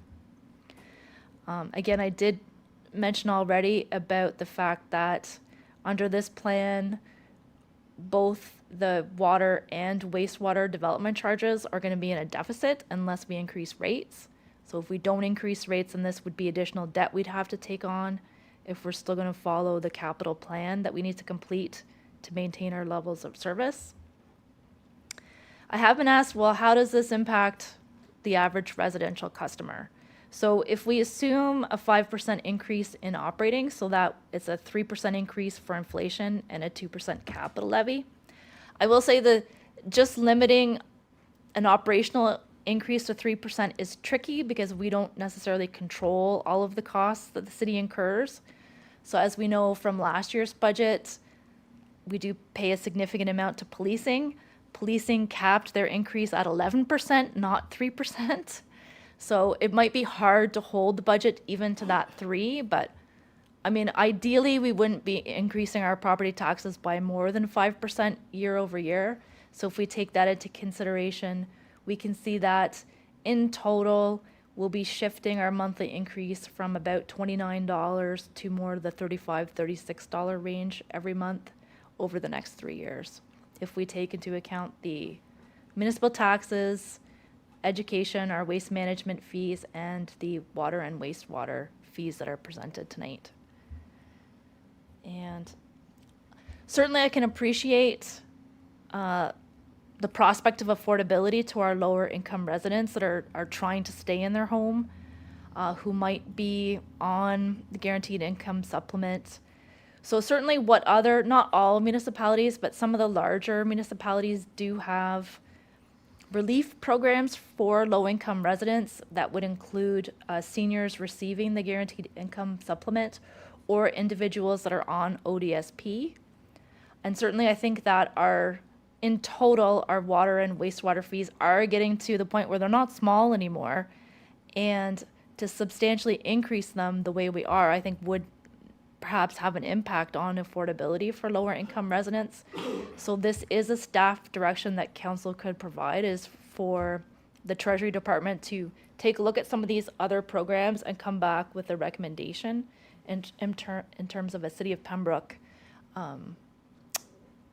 relief program to help address affordability for lower income residents. And I guess at this point in time, we are looking for approval of the 3 bylaws. I will say that of the rates presented, so there's 3 bylaws on the table tonight. There's the water rate bylaw for the next 5 years. There's the wastewater bylaw for the next 5 years, and there's also an update to Schedule X of the Laurentian Valley water wastewater agreement. Now, under that agreement, we did agree to phase in the wastewater rate over a number of years. So the 2026 rate that's in that bylaw is the phased in amount because they've agreed to, that was part of our agreement with them. So I've used the same formula, but the new rate calculations. So passing it back to the chair at this point. Thank you. Questions, comments? Deputy Mayor? Thank you, Your Worship. So can we have, you want staff direction for this report, wastewater relief program? Can you look into it? Everyone agrees with that? Thank you.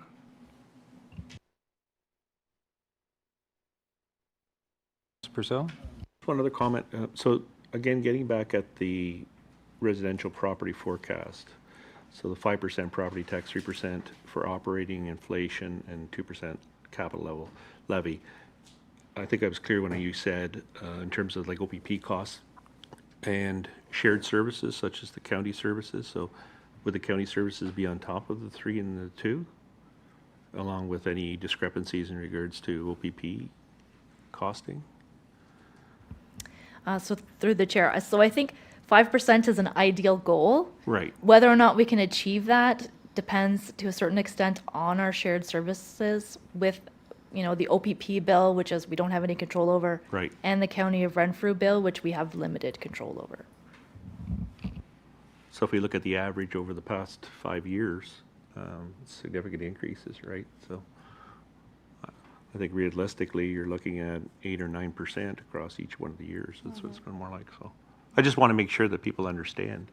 And we're talking about the affordability piece. It's there's huge increases because the costs are continue to increase, and operating costs, our capital costs we just talked about tonight. So I think we need to understand, or the residents need to understand that, you know, some of the things are within our control and some of the things that aren't within our control. And the unfortunate part is, you know, there's legislation that's in place for safe drinking water, and, you know, we can't just discharge our sewers right into the Ottawa River.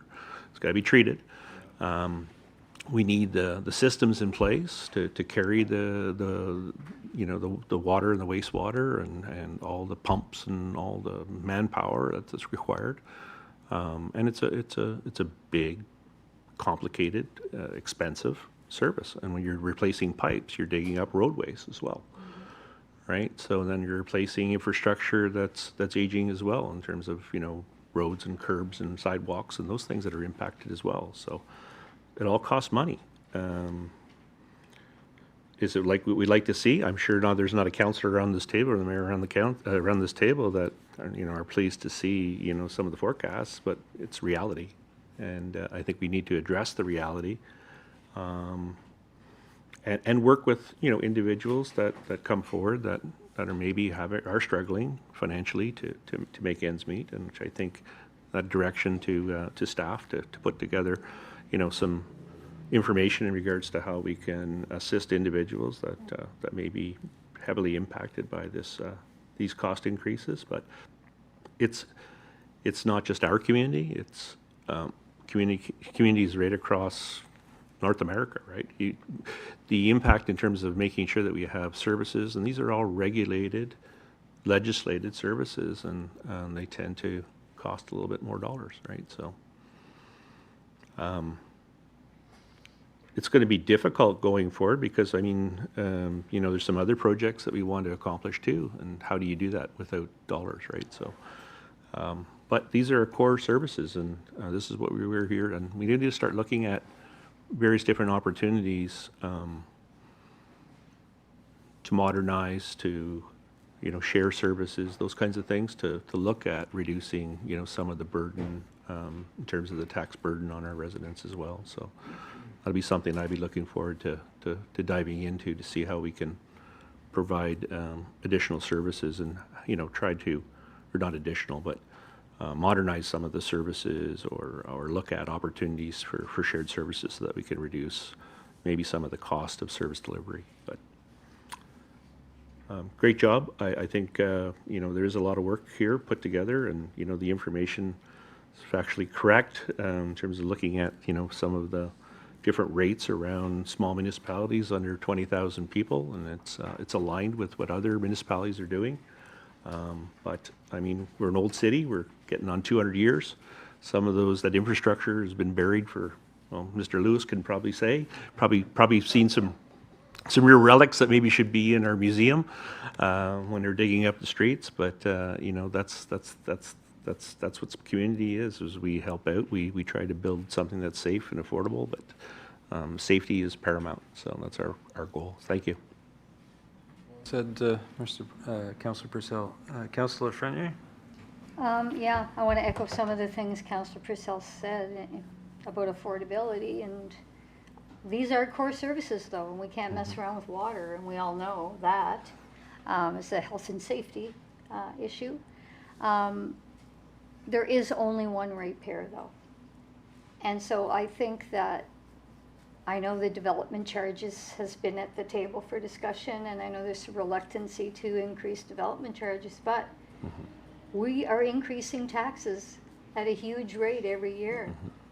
So our developers unfortunately have to pay more too, because we can't keep putting it on to the seniors that are fighting to stay in their home, and we have to spread that butter a little thinner over a larger loaf of bread. That's really how it is. And I don't think it will scare people away, because as you see, all municipalities are facing the same thing. And if we can be aligned with our neighbors, they want us to succeed too, because they are working with us. They need our services. They can't have us shutting our doors. So I really think it's about that. It's about us saying, what do we want to sacrifice? We got the residents here. We got the developers. We want both to be happy, but we all have to be able to afford to go day by day and enjoy our lifestyle. So I think it's coming back to council in August, the development charges. I think those who oppose the increases really need to have our, heart to heart. Developers can write off a lot of these expenses. So you got to remember that when they file their income tax at the end of the year, they have a lot more expenses to write off than Granny who lives, or maybe Great Granny, because I'm Granny. Great Granny who maybe trying to stay, afloat. So anyway, I just want to remind fellow councillors of that when we're going over development charges again. Thank you. Thank you. Deputy Mayor? I'm not going to repeat what's been said. It's said very well. I agree totally. But I think, Mr. Lewis, you hit it on the head. You've always talked to council about liability and the risk of liability. And some of the viewers might not know, or the public, the council can be taken to task by the law and charged if we don't provide and staff good quality services in drinking water and sewage. So it's part of the act, right? So it's legislation we have to abide by. It's our obligation to approve it. I don't like the numbers. Nobody does. But we have to keep on doing the work, as you say, to keep up with the growth and to maintain the system. But you hit it on the nail when you talked about boil advisory. You haven't had one since 2015. The health risk also. Thank you. So just simply from the chair to thank staff, as well as to thank Mr. Tan for an awful lot of work that goes into to doing this, so that it's not just a number that's being picked out of the sky. It's evidence-based. This is what the number needs to be because of the analysis. I still concur with former Mayor Lemay when he often talked about growth, in other words, growing the tax base, which is a bit of a dual-edged sword, because now you're growing a tax base that is putting more demand on the system. But as what Mr. Tan was saying is that if some of these other municipalities, the benefit that they have is that they're larger municipalities and that they can shift, if you will, costs over a larger tax base. And so I'm hopeful that in the next number of years, as we see the garrison with an unprecedented amount of money being spent there, that there will be spillover to our municipality and neighboring municipalities in terms of building homes faster, as the Premier says. So with that, so what staff is looking for is for us to bring forward the 3 bylaws. So the first one we have is 2026-60, and I believe that's with Councillor Lafreniere. Yes, and I'm going to apologize to Victoria. I did some doodling. You might have to white it out. Sorry. Moved by myself, seconded by Councillor Troy Purcell, that bylaw 2026-60 to amend bylaw 83-93, being a bylaw to provide for the administration, operation, and regulation of waterworks be adopted and passed, and further that the said bylaw be signed by the mayor and clerk and sealed with the seal of the corporation.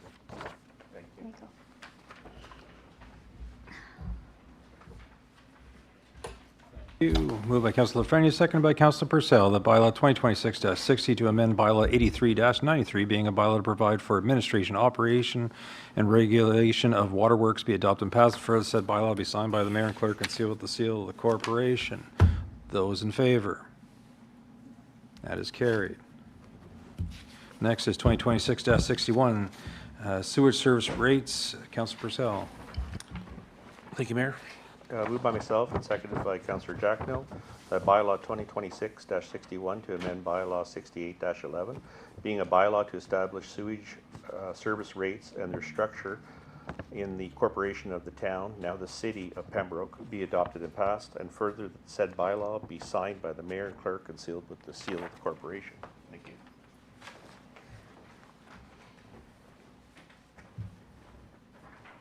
Thank you. Moved by Councillor Purcell, seconded by Councillor Jackano, the bylaw 2026-61 to amend bylaw 68-11, being a bylaw to establish sewage service rates for the structure of the corporation of the town, now city of Pembroke, be adopted and passed. Further, said bylaw be signed by the mayor and clerk and sealed with the seal of the corporation. Those in favor? That is carried. Last bylaw is 2026-62, Township of Laurentian Valley Bylaw Amendment. Deputy Mayor. Thank you, Your Worship. Moved by myself, seconded by Councillor Ed Jacquinot, that bylaw 2026-62 to amend bylaw 2022-78, being a bylaw to authorize the entering into a water and sewer agreement with the Township of Laurentian Valley for the supply of water and sewer services be adopted and passed, and further that the said bylaw be signed by the mayor and clerk and sealed with the seal of the corporation. Thank you. Moved by the Deputy Mayor, seconded by Councillor Jackano, that bylaw 2026-62 to amend bylaw 2022-78, being a bylaw to authorize the entering into of a water and sewer agreement with the Township of Laurentian Valley for the supply of water and sewer services be adopted and passed, and further said bylaw be signed by the mayor and clerk and sealed with the seal of the corporation. Those in favor? That is carried. Brings us to confirming bylaw. Councillor Jackano. Thank you, Your Worship. Members of Council, moved by myself, seconded by Councillor Purcell, that bylaw 2026-63 to confirm the proceedings of the special meeting of Council of July 7, 2026 be adopted and passed, and further that the said bylaw be signed by the mayor and clerk and sealed with the seal of the corporation awaiting your signature.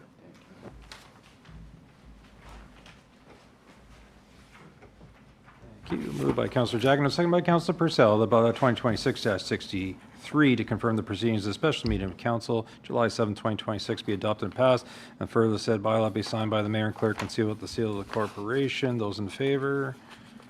That is carried. And a motion to adjourn. I have Councillor Purcell, seconded by the Deputy Mayor. Those in favor? We are adjourned. Thank you, everyone.